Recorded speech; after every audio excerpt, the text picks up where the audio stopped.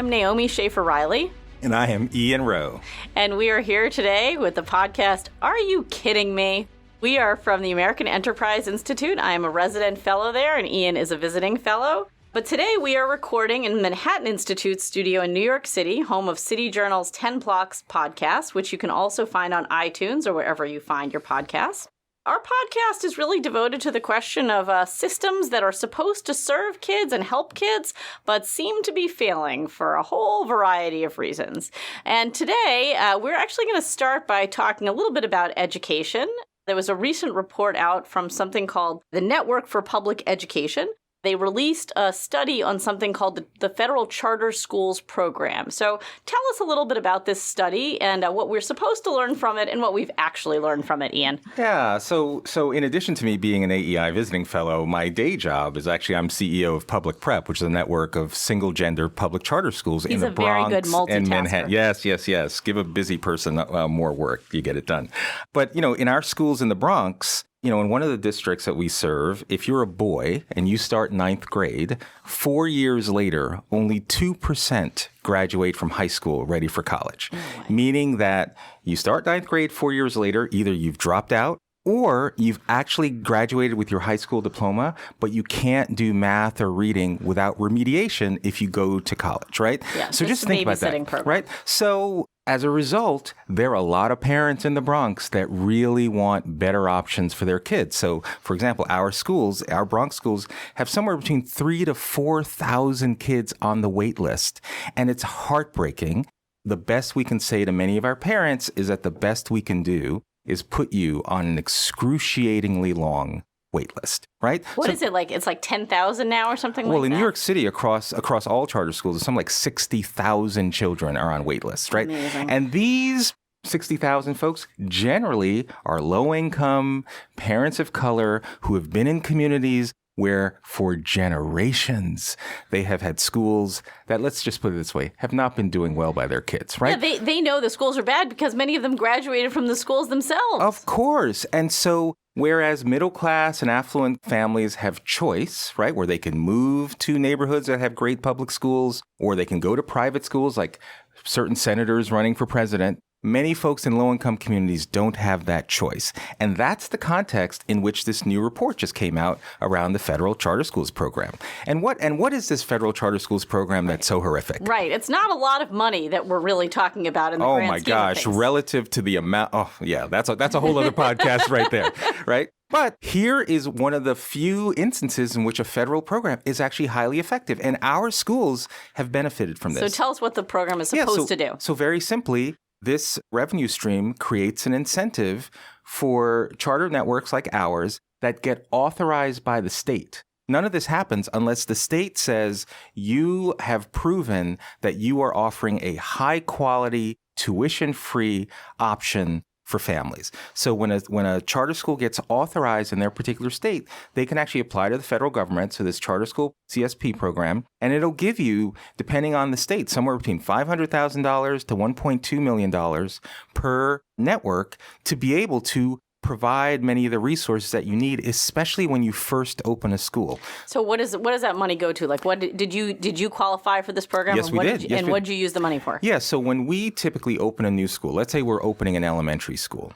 you typically open small. Like you might only open with kindergarten or kindergarten and first grade. Right. But you still hire the principal, the academic directors, the social workers, the special ed teachers, all the sort of overhead that's necessary to run a school. Well, guess what? That makes a school more expensive, especially in the first few years, because you don't have enough kids to be able to financially support all of the, in our view, the resources that are really needed to really provide an exceptional education for those kids. So that CSP money is critical, especially in the first few years. Early years. Okay. Yeah. So tell me what what did this report say? Because the report seems to be suggesting that this money is just being wasted somehow, or that, it's being thrown away on useless programs. The premise of the report somehow is making the claim that all this money is being spent on charter schools that are closing. And it's like rampantly these charter schools are closing. Well, but actually the numbers are something like only 1.7% of CSP-funded charter schools have closed, meaning that nearly 100% of the dollars are being spent on schools that are serving low-income kids. And I think this is one of those examples where there's a political agenda that's opposed to charter schools, and a report is produced that makes it seem like all this money is being wasted. There's absolutely a political agenda. And the other interesting thing about charter schools is, of course, they can be closed. I mean, so many schools that are terrible cannot be closed. I mean, this is, I'm sure this is going to come up now that Mike Bloomberg is running for president. I mean, he went around actually trying to close bad schools and people lost their minds. But with charter schools, this happens. You know, it's a fact of life. And in fact, our all-girls schools in Manhattan is in a building that prior to us was a charter school that was closed because they weren't serving kids academically. And for us in the charter world, we applauded that. Yep. We challenged our colleagues like, hey, guys, you got to do better. If you don't, guess what? You don't have the privilege to run a school forever. You have to demonstrate that we're actually helping kids, because then we're no better than the schools that, in the Bronx, where only 2% of kids are graduating from high school ready for college. That is the whole point. The CSP program is designed to help charter networks that, again, have been authorized by the state. It's not as if this is some fly-by-night. And we have to meet some pretty rigorous standards, especially in states like New York that have strong authorizers. Right. And this is a way, frankly, for the federal government, which, in this administration is thankfully very supportive of charters, to be able to offer, some small help to charters. I mean, they're at such a disadvantage, especially in a city like New York, where the mayor is clearly has it in for them. Does not want to give buildings, when clearly these charter schools are outperforming other schools, is trying to screw them over in all sorts of ways. And so the federal government can just say, look, here is a little extra money to try to help you get over that initial hump of starting. Especially in those critical first few years. And that's the point. Look, we want to be held accountable. We want to serve kids. None of us in the charter sector are doing this because we want to create mediocre options for kids. Hold us accountable and then leverage the federal government. Like, this is one of the few ways that the federal government can actually make a huge difference in the lives of kids. All right. Well, let's hope the program continues. But there are a number of politicians who have really been ranting about the dangers and horrors of charter schools recently. Yeah, somehow if you're a Democratic presidential candidate now, whether you're Elizabeth Warren or Bernie Sanders, somehow your bona fides now are to not just be moderate, but you've got to be extreme. So Elizabeth Warren has come out and said she would eliminate federal funds for the CSP program. Sanders is the same. Like, why? And again, and the irony is when she was asked about this, she said, she was asked, wait a minute, so if you were in a community and you didn't like your school and you wanted to choose something else, she went on in this interview to tirade about, well, if you're that parent, then you should go advocate for better building, go help the janitor. You should go out and volunteer to do all these things.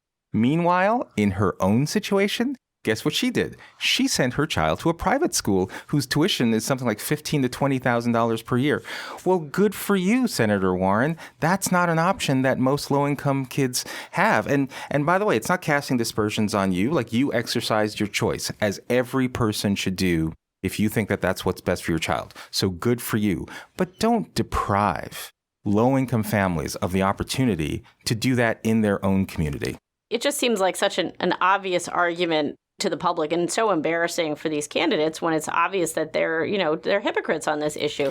It would be nice. Cory Booker came out a few weeks ago finally expressing publicly his support of charter schools in a New York Times op-ed.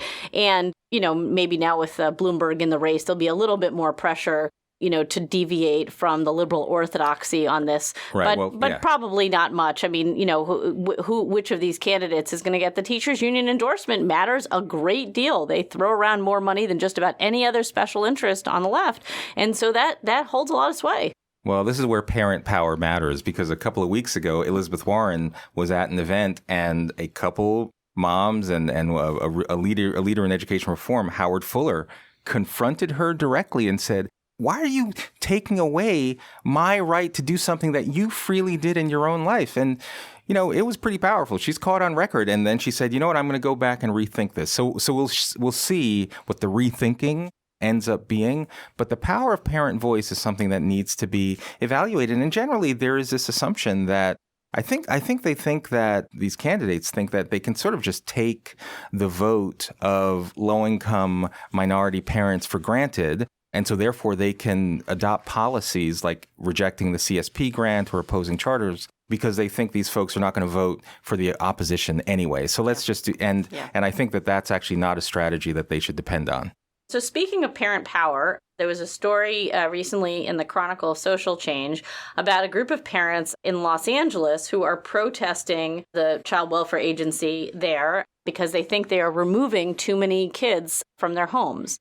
Just based on a number versus the actual conditions of kids in those homes, right? Right. So this is, as I may have mentioned in our last podcast, I think, the data here is very difficult to kind of parse. I mean, everybody sort of is interested in this headline, for instance, like, foster care numbers reach record rates or numbers of kids removed reach record rates or something like that. And maybe that's bad and maybe it's good.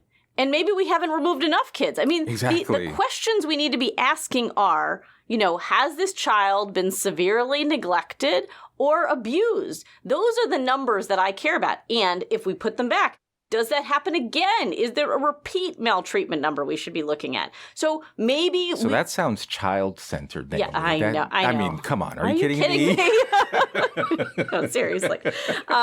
So this group of parents, there's a group actually that called the Working Mother Network. It was sponsored by the Working Mother Network and the Poor People's Campaign. And they've actually put together a booklet for how to deal with Child Protective Services if they come knocking on your door and want to ask you questions about the treatment of your children. Some of these tips are actually not terrible. For instance, they advise you to not start screaming at the person who is at your door and to, have a calm conversation with them about things. And keep track of the classes that you've taken that demonstrate your commitment to being a better parent. That sounds reasonable. Right. I think these are very good ideas. Especially because what's happened is there is a very popular narrative out there now that Child Protective Services is out to get you, that there's a conspiracy. I mean, some of these low-income neighborhoods, you will see signs saying that child welfare workers, they say they want, to get your kids vaccinated. They're trying to infect them with diseases. I mean, the conspiracy theories that develop, and they start at a very high level, which is child welfare is racist, child welfare just wants to take away the kids of Black parents or of Hispanic parents, and that gets filtered down into the community at such a level that there is a huge fundamental mistrust, and these people who really are charged with trying to help kids, and many of whom, by the way, are members of that community themselves are suddenly, viewed as the enemy when they come to the door, and the first reaction is to have a confrontation or even a violent confrontation with them. So those tips, I think, that are in this are good. But then you have this question of, look, are they removing too many kids? And like I said, we need to look at the data there. But the claim is they're just removing kids from homes because they're poor. I do like to tell people, I mean, I am a journalist. I worked for a long time for the Wall Street Journal and for the New York Post. One thing that I think people don't recognize in these stories is that we can't ever get the other side of the story. You can't call CPS and say, what was the real reason you removed this kid? Because that is a private matter and they are not allowed to share that with a journalist or the public. So you're only going to get the parent's side of the story. Right. And in this particular story, there's stories of this mom who was protesting that she and her son, she was sick and hospitalized. And as a result, she was unable to pay her rent. So she and her son were homeless. And in this story, they were separated. And he went to a youth foster home and she went to another type of shelter. And they were allowed to see each other every Sunday after church. Now, would it have been better for both of them to stay in a homeless shelter together? Is that, without knowing more of the information, you can't make the assumption that simply because he was removed, that was bad for him as a child. And in fact, later on in the story, she goes on to say that when they were reunited, it turned out he finished high school. Now he's got a job. He's doing well.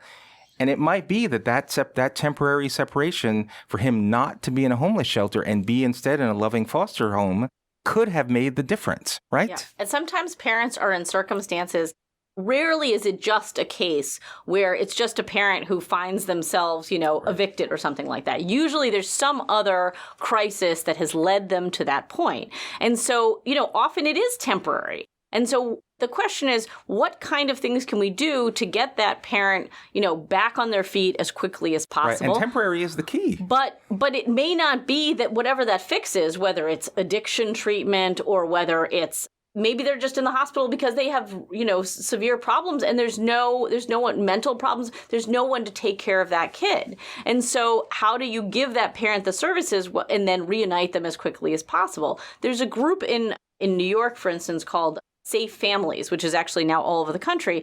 It's not a government program. It's a private nonprofit organization. And they have adults who can kind of outside of the foster care system offer to take children in over the course of, say, 30 days or something like that. That's incredible. So you could go to this program and say, I need to enter, a residential addiction program, or I'm having an appendectomy or something else. And there's no safety net. Like not a safety net. I don't mean a government safety net. I mean, There's no network of people in my life to take care of this child. I don't want this child taken away from me. So I'm going to sort of privately say to people, can you help me? Can you take in my child, over the course of a few weeks or a month so that I can get back on my feet? And that might be treated as a removal, right? So someone may look at that and see that as a statistic and say... in this case, they wouldn't see that as a removal. I just think that is one, sort of outside of government solution. Instead of just saying, well, leave me alone, I can handle this, CPS, get out of my life. There should be available these, solutions that offer to create that network in a sense. Non-governmentally. But absolutely, there should be non-governmental solutions. But even, again, within government, there could have been the same judge who decided, you need help right now. You're in a shelter, so we're going to temporarily place your child in foster care. We're going to, quote unquote, remove the child. But that's a case where it's being made on a humane basis. It's temporary. And hopefully in that time period, the parent is doing things to get themselves back on their feet. It's once again these blanket rules or statistics that make it seem like all these kids are being taken away from their homes when in fact it could be the actually right thing to be doing. Right. And I think that, when we're thinking about, sometimes these systems are serving kids well, and we need to sort of give them credit when they are, when they say, look, we need to come in and intervene. This is not working and we need to find a better solution. And we can't just be focused on, as a parent, what you think is best right now, because maybe you're not in a position to decide. And maybe, you have been the victim of all sorts of other things. Yep. And we could try to sort those out. But the first level, the first response has to be a child-centered one. It has to be, how can we make sure to protect this child? And that may mean you can't enter a homeless shelter where, who knows what's going on. That's not a place for a 9-year-old child. That doesn't sound crazy. Yes. And so these agencies have to make those decisions based on a child-centered view of the world, and not on Absolutely. I run a network of schools, so we're mandated to report when we see signs that could be signs of abuse. And that information then goes to ACS in the case of New York. And hopefully that triggers an operation which is not trying to completely understand and absolve the parent of whatever reasons that these actions may have happened to their child, but is really questioning, is this the right place for this child at this time? And more often than not, we generally agree if a child is removed, there's usually a reason for it. And we shouldn't just look at blanket statistics and say, there's some discrimination going on. You could still feel sorry for the parent. You could still say this is a terrible situation and try everything you can to help that parent. And in fact, that's the idea, to give the parent an opportunity now without having all the challenges of raising their child, but give them the time and the space to hopefully do the things in their life that will improve their ability to be a parent. Right. Sometimes I think that the child welfare agency is serving too many masters. I mean, it's their goal really should be helping the kids. And sometimes that means helping the parents too. And sometimes their interests diverge. And we need to acknowledge that even on a temporary basis, their goal always has to be helping the kid. And we have other agencies out there that also are devoted to helping adults. But the child welfare agencies really need to be about the kids. 100%. Well, that's our episode for today. So thank you, Ian. Thank you, Naomi. You can find our podcast on the AEI website, on iTunes. You can read some of the writing that both Ian and I have done on these and other subjects at the AEI website, which links to other publications that we write for. So thank you so much for joining us. See you next time.